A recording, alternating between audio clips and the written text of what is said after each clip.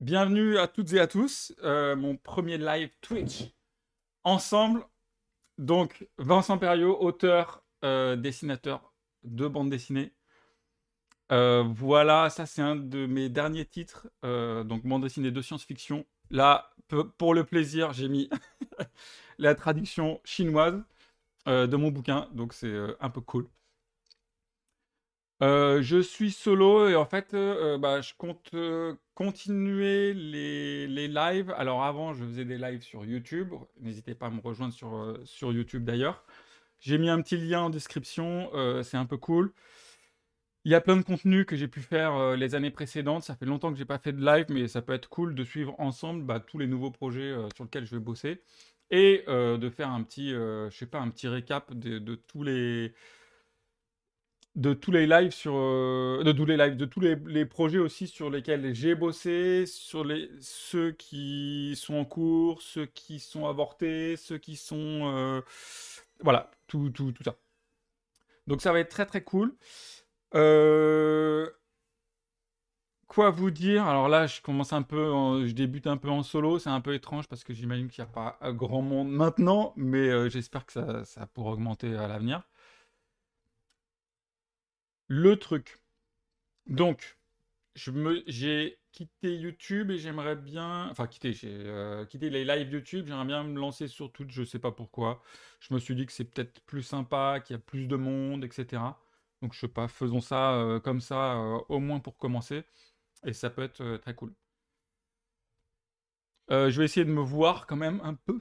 Je vais essayer de me voir. Euh, Est-ce que c'est un peu étrange de ne pas se voir parce que je sens que je suis là, je sens que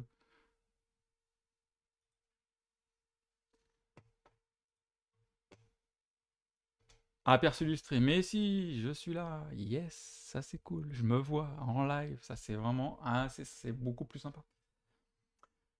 Donc voilà.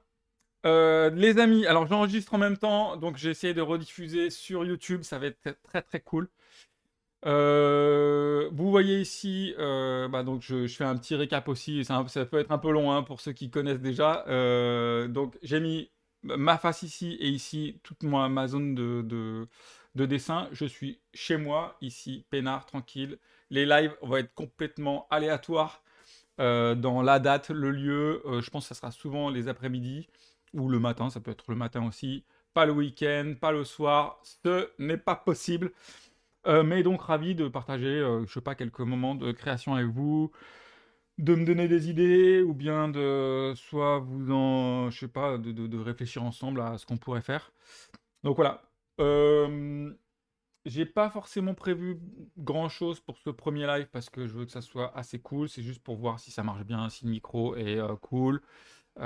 Si les pseudo-commentaires, hein, s'il y a un pelos qui vient me voir et me fait un petit coucou, ce serait avec grand plaisir, c'est pour voir si ça marche aussi. Donc voilà. Ce que je voulais faire dans un premier lieu, c'est, bah, je sais pas, peut-être vous présenter ça et les projets que j'ai fait, que j'ai commencé enfin que j'ai terminé là il y a pas longtemps. J'ai dû faire une longue pause de une année, voire un peu plus, de live justement. Très simplement parce que j'avais plein de projets, mais vraiment des milliards de projets.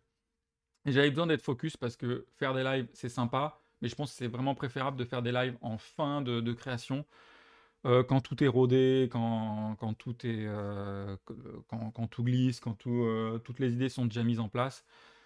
Je me souviens donc les lives que vous avez pu avoir sur ma série Négaliode. Alors là, ça se voit pas trop, il y a marqué en petit Négaliode. Non, moi, j'aurais dû mettre la version française, mais bon, chez Casterman d'ailleurs. Et tous mes projets en ce moment donc, sont chez Casterman, que je salue. Et donc voilà. Euh, le dernier bouquin sur lequel j'ai collaboré, ça sera une fois un peu, comment dire, ça sera une collaboration exceptionnelle parce que je ne comptais pas travailler avec un scénariste, je ne comptais plus travailler avec un scénariste. Donc merci à tous les scénaristes de m'envoyer leurs projets, etc., d'essayer de me contacter sur Instagram. Instagram, n'hésitez pas aller suivre mon compte aussi.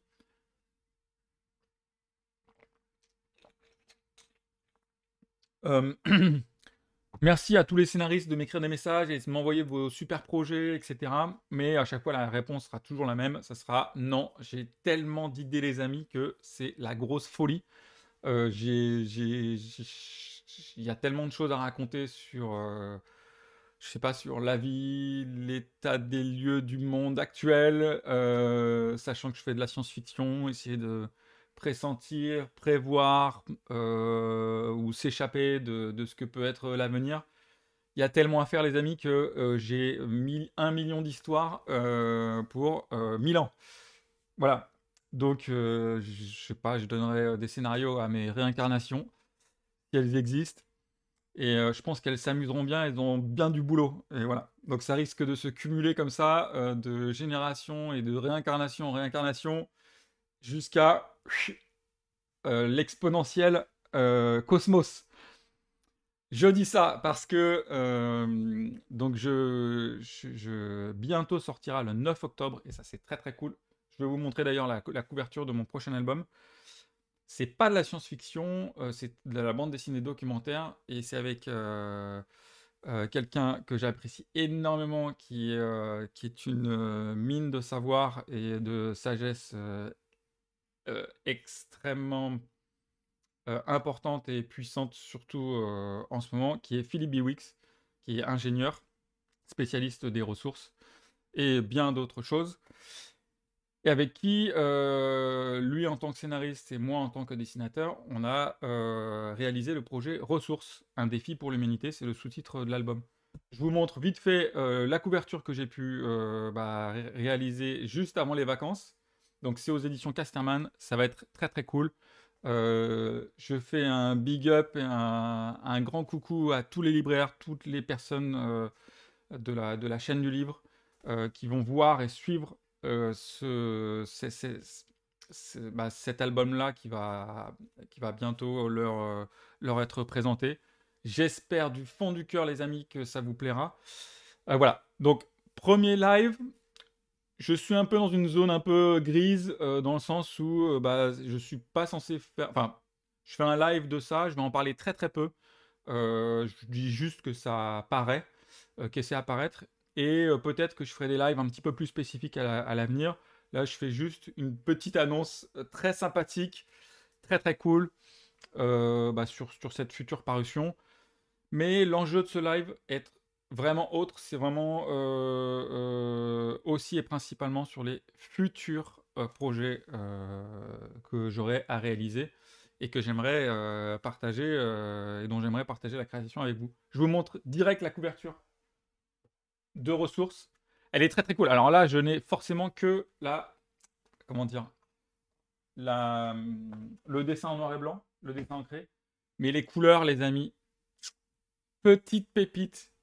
Euh, incroyable. Je vous en parle après. Euh, alors, je vous montre ça, mais avant. Je cherche quelque chose. Où est-ce que c'est ça? Il me faut... attendez, hop. Non, super. Alors, les couleurs, c'est Maëlys Cantro, parce que je cherchais genre mon autre page pour vous montrer toutes les différentes pages que je voulais faire. Mais bon, je pense que juste l'illustration de couve, c'est déjà pas mal. C'est Maëlys Cantro, la coloriste de Ressources. La collaboration avec elle a été incroyable. Maëlys, si tu m'entends, je suis sur Twitch. C'était archi cool. Donc, c'est une collaboration, j'allais pas dire de dernière minute, mais en fait, Maëlys nous a sauvé la vie. Dans le sens où on était en plein projet, je voulais faire les couleurs. Et en fait, grâce à Casterman, on a été mis en contact ensemble. On s'est super bien entendu. Et ça a été vraiment très très cool de construire ces couleurs ensemble. Qui est, je sais pas, un sage équilibre entre réalisme, parce que le sujet des ressources, c'est souvent des camions, des mines, et en même temps tout un volet science-fiction qui était vraiment super intéressant. On aura le temps d'en reparler un petit peu plus tard. Mais bon, voilà. Alors la couve, là je vous la montre en partie parce que bah, pour le coup, j'ai pas mis la caméra assez haute et j'ai pas trop envie de la bouger, je vous avouerai. Donc en gros, c'est tout en haut. Des jolis camions, des jolis tombereaux, on appelle ça comme ça. C'est les énormes camions qui transportent des énormes cailloux qui vont être concassés dans les mines dans des mines, dans des mines d'extraction de métaux. Des camions de transport, des voitures, des trains, des tracteurs ou des engins forestiers, des avions, des pylônes, des satellites, des fusées, tracteurs en tout genre, moissonneuses, batteuses, des énormes tractopelles, alors je sais plus, c'est un nom incroyable, des bateaux de transport de marchandises. Tout ça est présent dans l'album et c'est en fait bah, le ballet, la danse de tous ces objets qui, en souterrain, bah, tapissent l'ensemble de nos vies sans presque le savoir. Sans presque que vous le sachiez, vous convoquez bah si, enfin, tout le monde le sait maintenant, parce qu'on a une conscience écologique bien plus puissante, comme chacun le sait, je l'espère en tout cas. Et voilà, tous ces objets-là qui sont le balai, font le balai de notre vie quotidienne, de nos consommations au jour le jour. Et donc, ça, tous les objets convoquent tous les objets qui nous entourent, toute la nourriture que l'on mange, convoquent l'ensemble comment dire, bah, de ces engins, de ces machines. Voilà, j'en ai mis plein d'autres ici, des plus petites, des très symboliques sur, je sais pas, le frigo, le caddie, les robots, etc., etc. Et les ordinateurs, bien évidemment, les smartphones, n'en parlons pas. Je pense qu'on pourra disserter à fond. Et naturellement, nos deux personnages, bah voilà, tels que nous sommes représentés dans la bande dessinée. Moi, Mimici, et Philippe Biwix, ici, bah, de façon très simple, avec Philippe le petit papillon, sympathique. Et voilà, dans une terre un peu plane, et la ville, bah, toute notre civilisation, notre métropolisation, plus que naissante, maintenant bien établie, qui ronge et rogne encore et toujours plus bah, nos vastes étendues de nature. Donc voilà, je voulais vous montrer ce petit, la couverture que j'ai faite pour ça. Est-ce que j'aurais pu donner un petit nom à ce stream? Ça aurait pu être vraiment sympa quand même. Je sais même pas comment faire. Euh, Moi, je le ferai plus tard. En fait, il y a plein de petits trucs, j'aimerais bien savoir les gérer. Ça peut être vraiment très très sympa. Comme vous l'avez remarqué, je suis un moulin à paroles absolument fantastique.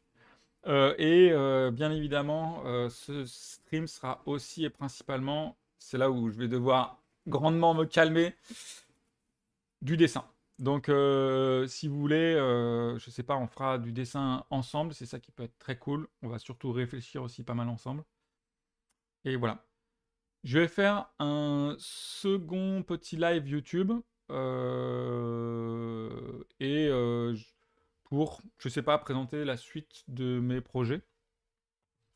Ça peut être très cool. Alors, est-ce que je fais un autre live? Je me pose la question. Ou est-ce que je continue avec celui-ci? Ce qui pourrait être pas mal.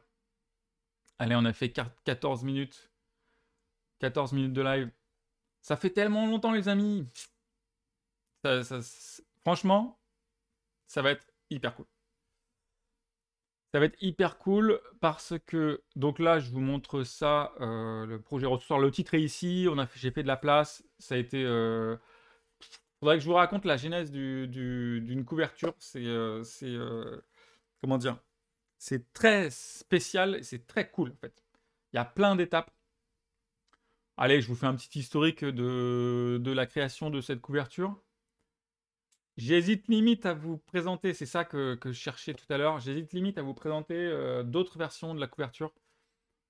Je me dis que ça peut être pas mal. Ça peut être pas mal.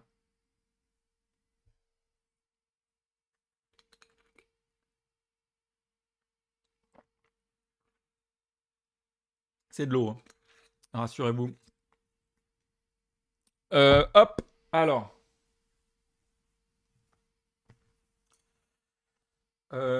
Parce que des couvertures, ouf, j'ai dû en faire une dizaine en dessin avant d'arriver à ce résultat final.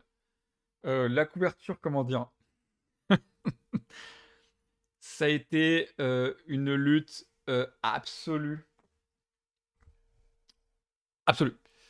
Pour. En fait, c'est une lutte. C'est génial, en fait, de faire une couverture pour un projet. J'ai travaillé donc pendant un an à Donf avec Philippe Biwix, lui en tant que scénariste. On a réussi à super bien s'entendre, super bien s'accorder sur, bah, je sais pas comment monter, créer une histoire sur bah, l'état des lieux bah, de la présence de ces ressources dans nos vies, comment on les perçoit, et comment elles sont gérées, comment elles sont potentiellement recyclées, comment elles sont usées, comment elles sont gâchées, d'où elles sont extraites, etc. C'est un volet que tout le volet scientifique, tout le volet historique, tout le volet comment dire, pédagogique sur tout ce qui fait le sujet de ce livre. Je ne suis pas spécialiste. Philippe est bien plus savant que moi à ces sujets. Et donc moi, je parlerai à chaque fois, je parlerai du projet, et même j'espère en interview un petit peu plus tard, en conférence ou autre. J'essaierai de parler bah, de mon sentiment à moi en tant qu'auteur de science-fiction et comment j'ai abordé ça de façon graphique. Et il y a des ponts, il y a des parallèles à faire qui sont super intéressants. Mais bon, voilà, ça donnera lieu à plein de super discussions à venir. Ah, mais bon. Euh, alors, revenons à la couverture en elle-même. Imaginez-vous, les amis. J'ai. Alors, je sais pas, là j'ai. C'est un livre qui fait les ressources, donc un défi pour l'humanité. C'est hyper cool. D'ailleurs, je devrais l'écrire. Bon, je le ferai plus tard. Ressources, un défi pour l'humanité, donc la future BD documentaire. Elle fait combien de pages? 160 pages? J'ai dû faire 160 pages de BD. Ah, je me souviens même plus. En fait, j'étais, j'étais tellement dans le jus. On était un peu pressé. On voulait absolument le sortir pour la rentrée, donc le 9 octobre. Donc, on a boosté comme des fous fin juillet. Gros big up à, comment dire, à l'équipe de Casterman et à Philippe et à Maëlys et à Mélissa aussi. Je dis bonjour à Mélissa aussi, qui est l'aplatiste, qui est celle qui s'est occupée de faire les zones des aplats sur les couleurs. J'en parlerai aussi un petit peu plus tard. Merci Mélissa, en tout cas, c'est des petits big up. En gros, comment vient une couverture? Nous, notre couverture, elle est arrivée un peu au pire moment euh, dans la création d'un album, c'est-à-dire à la fin. C'est très très difficile de concevoir, dessiner, réaliser, penser une couverture quand on arrive sur la fin d'un album. Pourquoi? Très simplement parce qu'on est dans le jus, justement on n'a plus d'inspiration, on sait qu'il nous faut finir des pages, et on en sait presque, alors ça c'est pour ma part, je pars un peu pour ma part, on en sait presque un peu trop déjà sur le projet. Ce qui fait que des milliards d'images se bousculent, et on n'est plus assez lucide, entre guillemets, sur bah, qu'est-ce qui représenterait l'album en une seule image. L'enjeu de d'une couverture, vous l'imaginez, vous la connaissez. Il faut que ça soit une image forte, simple, impactante, en tout cas pour euh,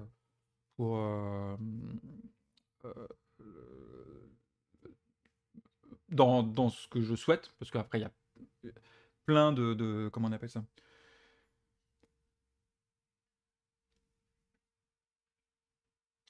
plein de déclinaisons de la façon dont on peut concevoir une couverture. Ça peut être plein de choses, ça peut être très minimaliste, ça peut être très fouillé, très fourmillant, très explosif, très graphique. Il y a un milliard de façons. Moi, je parle ça de façon, euh, entre guillemets, classique, de la façon. Donc pour la couve, donc j'ai en... pour moi l'idée d'une couve, surtout pour ce thème ressources, en tout cas pour un thème de bande dessinée documentaire, il faut que ça soit simple. Et il y a plein de paramètres assez simples à, je sais pas, à concevoir, s'imaginer. On fera la liste peut-être des paramètres un petit peu plus tard, mais là voilà. Donc ce qui était difficile, c'est que il fallait faire une couve. En plus, j'étais pressé pour faire ça. Et c'était, bah, je sais pas, un super dialogue avec surtout et principalement avec l'éditrice, Angèle, et Eladi, le graphiste. Bah, il fallait concevoir une image forte et impactante qui résume plus ou moins l'album et qui en même temps disent plein de choses tout en étant, comment dire, le plus ouvert et le plus dynamique possible. C'est pas facile du tout. Et sur un sujet aussi, entre guillemets, pas, c'est pas un sujet grave, mais c'est un sujet important, il fallait être léger, en tout cas visuellement, et à la fois très compréhensif sur le motif de l'album. Donc voilà, on est arrivé à ça. Et alors on est passé par plein d'étapes, parce que imaginez-vous, il faut nous présenter nous, pas forcément, il fallait peut-être pas forcément nous présenter nous en tant qu'auteur, en tout cas, on n'était pas obligé de se mettre sur la couve, mais on s'est dit que c'était quand même pas mal, donc il fallait qu'on ait quand même une petite présence, Euh, et il fallait, est tout de suite venue l'idée de fourmillement d'objets, de ces objets des quotidiens qui sont à la fois proches de nous et à la fois qu'on ne voit pas, mais qui sont quand même très présents dans nos flux matériels. Donc voilà. Et alors là, je sais pas, j'hésite à vous montrer d'autres.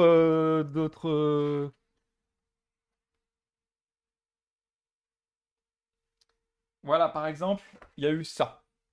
Ça a été un des projets de couve. Je sais pas si vous voyez vraiment bien, mais c'était nous deux comme ça avec comment on appelle ça, tous les objets qui partent comme ça. Ça, j'en ai fait plusieurs versions avec certains types de jeux. En fait, il y a certaines couves qui peuvent être, genre il y a certains qui peuvent trouver ça entre guillemets mieux.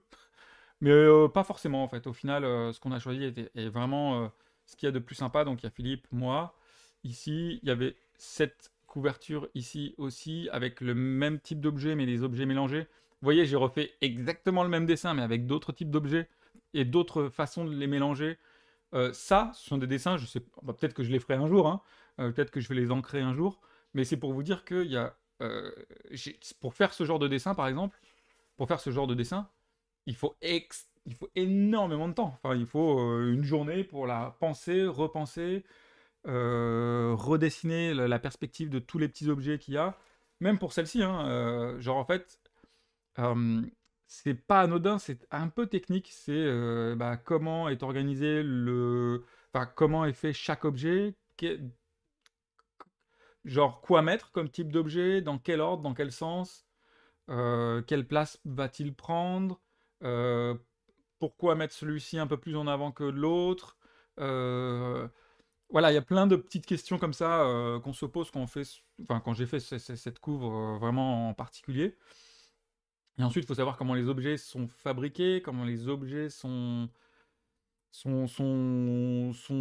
été conçus en fait. Donc comment cette pelleteuse existe-t-elle, l'écart entre les roues. Enfin, il y a plein de questions un peu marrantes de dessinateurs à se poser sur quel- quels sont les objets que je représente. Ici, là, il y a une espèce de machine, on voit pas très bien, mais je devrais zoomer, mais bon, j'ai un peu la flemme.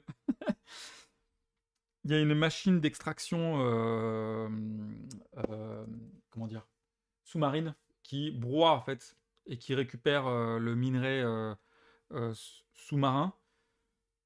Euh, c'est super passionnant en fait. Je connaissais pas ce type de machine qui a concassé, à broyer certains, enfin la surface, enfin la surface des profondeurs, la surface des profondeurs, les profondeurs.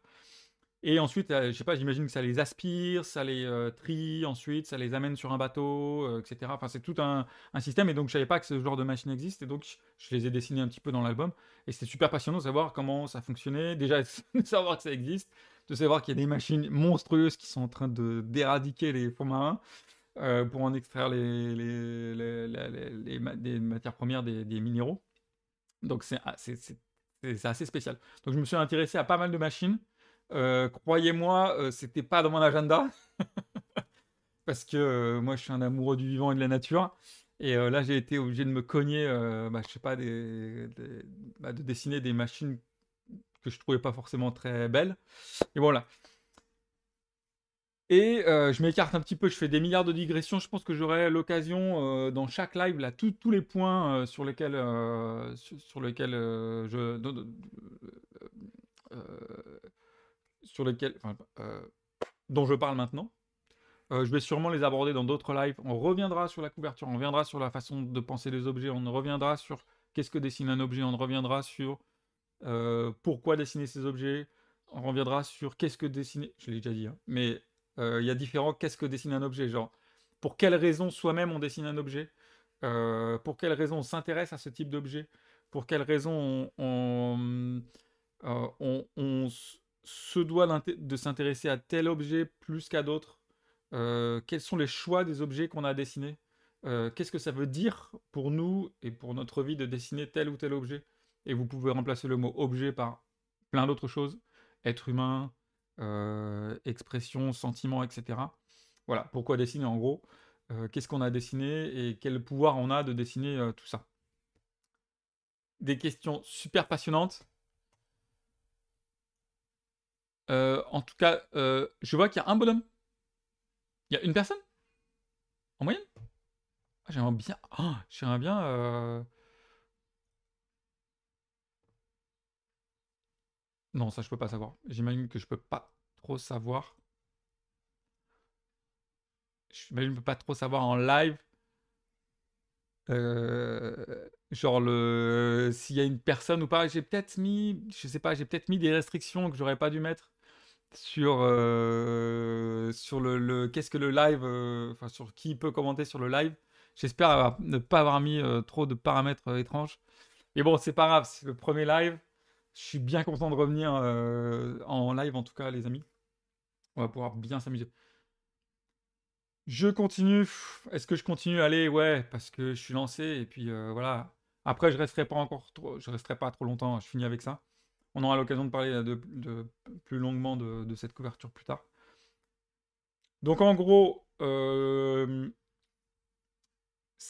donc j'ai commencé à dessiner cette couverture donc assez tard dans le projet, comme je vous dis, c'était vraiment hyper galère. Et il fallait que j'avance les planches. Donc en fait, chaque dessin, j'ai dû en faire une dizaine. Je vous en montre limite. Allez, je vous en montre un autre pour le plaisir. C'est sûrement un dessin que je vais devoir ancrer dans pas très longtemps. Bon, pas celui-là. Celui-là, il a abusé. C'était une de mes premières versions. Elle était trop bien. Je la montrerai. Ça va être trop drôle quand on va l'ancrer ensemble. Ça va être super drôle. J'ai celle-ci qui est assez cool. Alors, voilà, une espèce de potentielle couverture. Et celle-ci, très certainement que je vais m'en servir pour faire un dessin je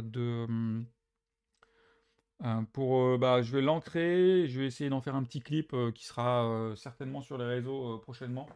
Donc ça peut être sympa. Voilà, ce genre de dessin, par exemple, une grande... ça a un nom. Excavatrice. Je pense que c'est ça. Excavatrice avec un énorme tombereau. Donc voilà, les excavatrices avec leurs énormes pelles raclent petit à petit les grosses roches, les déposent dans les tombereaux qui les amènent dans des usines de broyage, de concassage, de traitement, etc. pour en récupérer les métaux, les métaux voulus. Donc voilà, là il y a nos deux petits personnages qui passent devant, qui sont spectateurs de tout ça, et en plus on a ajouté une petite baleine un peu sympa qui fait partie de l'histoire. Je vous laisserai découvrir je vous laisserai découvrir l'histoire, ça va être trop bien. Donc voilà. Des dessins comme ça, voilà, j'ai dû encore faire 5 autres. Après, il y a ce qui est super intéressant, c'est qu'à partir d'un dessin comme ça, au crayonné, il y a moyen de le scanner Et ensuite, il y a encore, allez, je peux passer une journée ou deux très facilement à faire des déclinaisons de ce dessin-là. C'est-à-dire que je vais sur Photoshop et je décide d'enlever la baleine, je décide de la mettre plus haut, je décide de faire en sorte qu'on soit vraiment dans un puits, dans un trou encore plus profond. J'ai fait plein de trucs qui prennent aussi du temps en fait. Il y a le dessin lui-même et il y a les versions que l'on peut donner de ce dessin. Donc voilà, faire une couverture, c'est vraiment très particulier. Le truc très très étrange, c'est que je pourrais emprunter la méthode classique de faire des dessins de couverture, c'est-à-dire faire de toutes petites miniatures crayonnées, ce que font 99% des auteurs et autrices de bande dessinée. Mais moi, je suis un espèce de gars très étrange où il faut que mon crayonné soit le plus fidèle possible à ce que j'ai en tête. Parce que dessiner une petite miniature, pour moi, ça n'a pas de sens. Aussi et principalement parce que dès que je fais une miniature, je sens que c'est pas fait. Alors que dès que je fais le dessin, j'ai des idées de la façon dont la courbure de cette. Je sais pas, par exemple, la courbure de la Terre se forme, la façon dont le trou au fond vient se générer. Ça, je peux pas le définir quand je suis en miniature. Il faut vraiment que je prenne la place pour en faire. Et il me faut de la place pour pouvoir dessiner. Voilà. Et alors, je voulais finir là-dessus parce que là, ça ce sont des dessins que j'ai pu faire moi.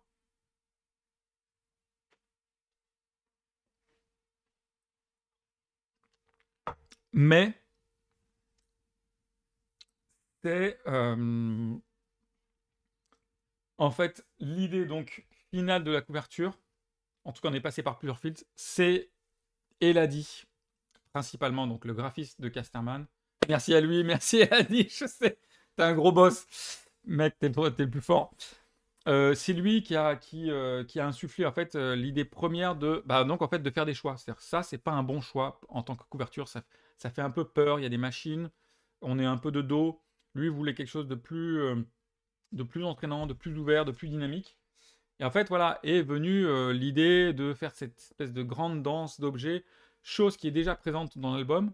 Et voilà, lui, ce qui a été intéressant, le dialogue qui a pu être intéressant entre lui et moi, c'est que dans la bande dessinée, il y avait déjà des germes de ce que pouvait être la couverture. Et grâce à une petite idée dans un petit coin de case, à un moment donné, il s'est dit, ah, ça, c'est peut-être pas mal. Et c'était un discours comme ça, voilà, de faire s'envoler les objets. Et, de faire. Et alors, c'est moi qui ai rajouté cette idée de ronde, comme ça, de tourbillon d'objets. Voilà, donc c'est très intéressant. Lui, il a dit c'était plus, il partait plus sur cette idée-là, là, que je vous avais montré tout à l'heure, de dynamique de dynamique d'objets qui partent au loin. Mais là, on n'avait pas de la place pour mettre le titre et tout, donc on était un petit peu gêné. Enfin, en tout cas, moi, je m'étais dit, il y a moyen de trouver une autre façon de le faire, d'où cette courbe, d'où dans cette spirale, qui en plus est un peu la spirale des objets tels qu'on la vit. Nous étions au centre et presque au bout de cette spirale, le petit papillon qui vient un peu clôturer cette boucle. Voilà. La symbolique était très forte. Donc voilà. On aura vraiment bien plus l'occasion je sais pas, de parler de tout ça. Ça va être incroyable. Et alors, ce le sujet principal et de ce pourquoi j'aimerais recommencer les lives avec vous, c'est non pas pour, euh, comment dire, euh, parler de ressources, parce que ça, j'aurai peut-être l'occasion de le faire à d'autres moments, je sais pas, peut-être des conférences enregistrées ou d'autres choses avec Philippe, ça va être assez intéressant. On pourra on pourra en reparler avec grand plaisir ensemble si vous le souhaitez. Mais surtout, ce que je souhaite faire et qui risque d'être vraiment très très gourmand, c'est de créer ensemble la suite de Négaliode. Certains d'entre vous savent mon attachement à cette série et il faut que je clôture avec le plus grand, je sais pas, avec la plus grande des inspirations, les deux premiers volumes qui existent donc chez Casterman. Et j'ai envie de clôturer ce cycle de Négaliode 3. J'ai fait enfin tous les projets qui me tenaient à cœur jusqu'à aujourd'hui, donc ressources. Ça me tenait vraiment à cœur de faire ressources entre-temps pour me revitaliser, pour me redonner des bases sur comment je vois et conçois la science-fiction. Plein de questions vont se poser, ça va être trop bien. Et là, les amis, Negaliot 3, ça y est, je suis frais, je suis fin prêt et j'ai plein, plein, plein de choses à vous raconter sur Negaliot 3. Parce que pendant que je faisais ce projet, le soir, ou parfois dans des temps morts, ce que j'ai eu très rarement eu, j'avais des petites fulgurances comme ça, des petites idées. Les amis, on va trop s'éclater. Ça va être une création magmatique, complètement chaotique. Mes éditeurs, mon éditrice, Angèle, que je salue, va très certainement péter un câble quand je lui annoncerai mes méthodes de travail. Qui sont en fait exactement les mêmes pour le tome 1 que pour le tome 2, c'est-à-dire de la pure improvisation à la Moebius. Pour ceux qui connaissent Moebius, vous pouvez vous imaginer, alors j'ai pas du tout le talent de Moebius, mais en fait son inspiration, sa façon de fonctionner, sa façon de laisser émerger des idées, de suivre des pistes aléatoires, des pistes intuitives de matière, d'espace, de lumière. Voilà, lui est toujours présent dans ma façon de concevoir les histoires et l'objet bande dessinée et le dessin tout court. Donc j'ai plein de super belles choses à vous montrer, mais ça donnera plutôt, je sais pas, ça donnera plutôt lieu à de futurs lives. En tout cas, j'ai mon petit setup un peu sympa, mon petit micro que voilà, vous le voyez peut-être pas forcément, il est juste ici. Mon nouvel ordinateur, peut-être que je ferai des discussions avec des amis, ça peut être très très cool ensemble. Mon espace de travail, mes premiers commentaires, je sais pas quand est-ce qu'ils apparaîtront, mais je sais que, je sais pas si j'ai mis ici il y aura une petite fenêtre commentaire là, normalement ici dans cette partie-là là, de mon chat.